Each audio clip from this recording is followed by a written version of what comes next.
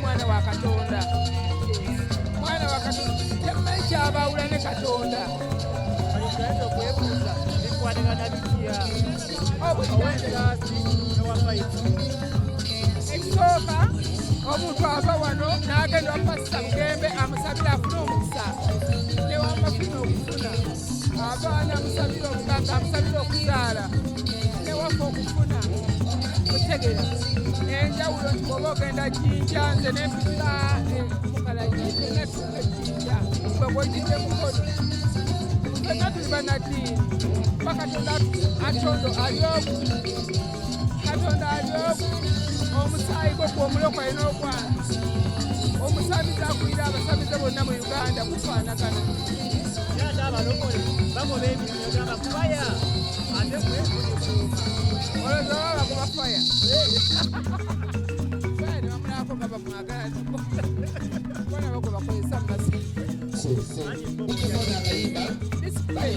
abasaba mugende babasaza abaana batogeddeho balaga era buli muntu alina obuwangwa sema omuntu ogamba faya asooka kujjako limerayika kubanga eri ekika kiteesa obuwangwa nebalisigaza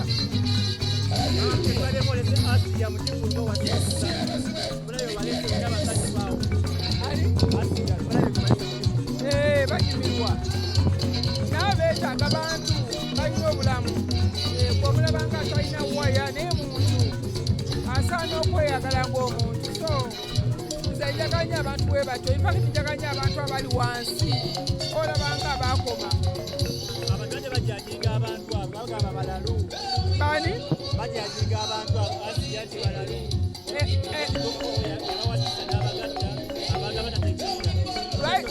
lwaki tebanoonya abalalu bwe baafuyisa embuto bwe babazalamu abaana ne babamudaabuda okusinga ogamba asiya kati essaawa zino bamuyita sereebu amugye wansi amuzinde kati ali waggulu lwaki tebanoonya abo ababonaabona ne baleka asiya atuuse mu kitiibwa omuntu osinkana mama Fina ng'okyalina ennaku wangi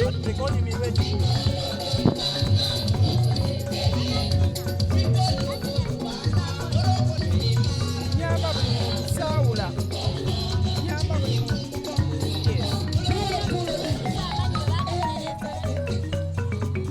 amanyi bagatereza yali yazaalibwa alina kutereera yazaalibwa amanyo gakyabe bagatereza kiri nno munanga sookubeera ng'amannyo makyamu bagatereza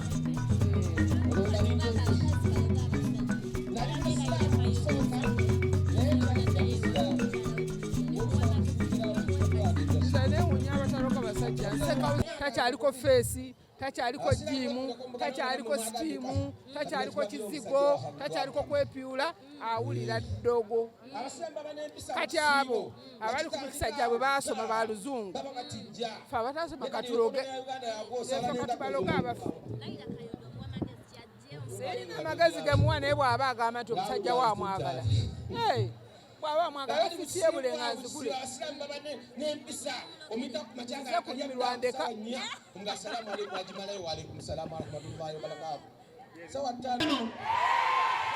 ye guno mukono ki si gwe bwaddyo gwe bagamba eri abeeno kiri kitya owekitiibwa neebase banaffe abatutadde ssente okulaba nti ekivulu kino kibeera olunaku olwaleero njagala kubaza banaffe aba pepsi batukoze bulungi bukedde batukoze bulungi KBS batukoze bulungi njagala kubaza banaffe aba CRK be bakoze ku nteekateeka okulaba nti buli kimu kibeera bulungi omugenyi waffe omukulu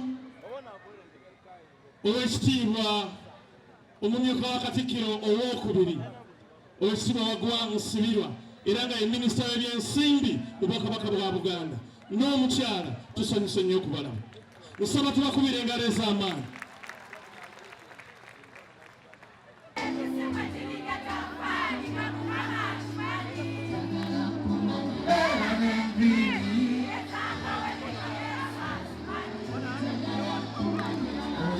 Ninja Singa Mukaliso. Mekubeko mugero muri bamutoleyo. Tali jadi, tata ni sara fukire jadi. Ela wawulira.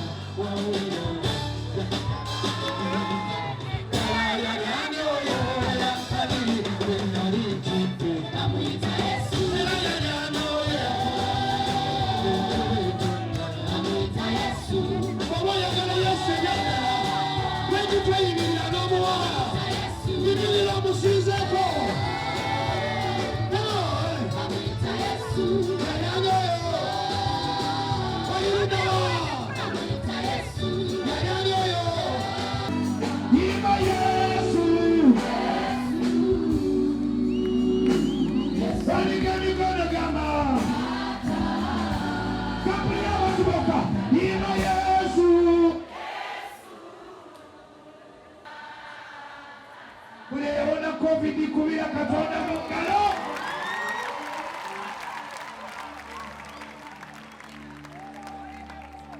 Babekangira debera Katonda n'omutima gwo gwonna. Malenga sinneerabira. Fukamidde wano okubera.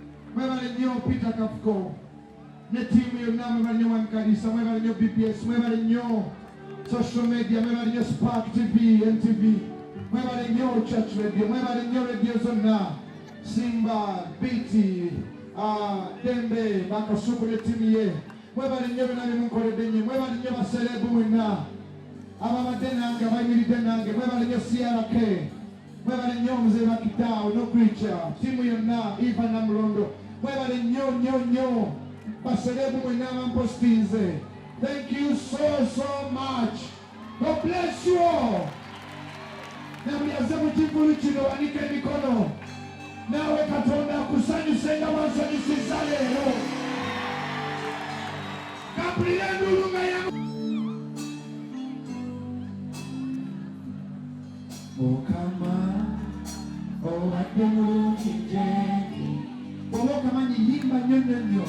Obadde mwesigwa nze wesiri. Lengera olugendo luno gye budde. Beera mulimu awenganga nze yange. Omwoyo omutukuvu oli amulireetera omukibiina.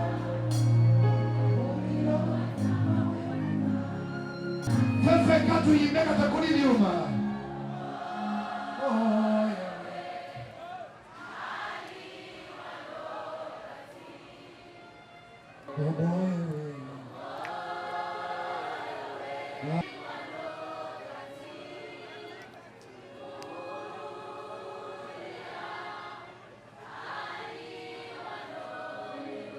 Tokigireke bbanga olw'okuba eno gospel show kasabe mwenda musabeyo Katonda ekintu ky'oyagala ky'oligamba nti tunakisaba mu concert.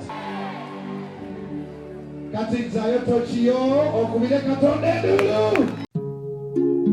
Oyagala omukolo gw'enjawulo gubeere n'ebijjukizo mu nnyumba yo? Kankwanjulire ba King Montage Photo Studio. Ffe bakafulu mu kkuba ebifaananyi n'okukola video. Olina wedding, birthday party, kukyala, nika, baby shower, photoshoot oba music shoot na buli kimu kyonna ky'oyagala. Ffe tusobola okuwa ebijjukizo ebirungi eri ebirooto byo. Ate nno mwana wattu kusintiiza omuntu wa bulijjo. Tusange Bannankulabi ku Bitaala ku Prime Tower Level 3 Room D04. Okumanya ebisingawo tukubire ku nnamba zino: 0702 104 125 oba 0755 311 731 oba 0777 223 405. King Montage Photo Studio. Ffe tusobola okuwa ebijjukizo ebirungi ate nno mwana wattu kusintiiza omuntu wa bulijjo.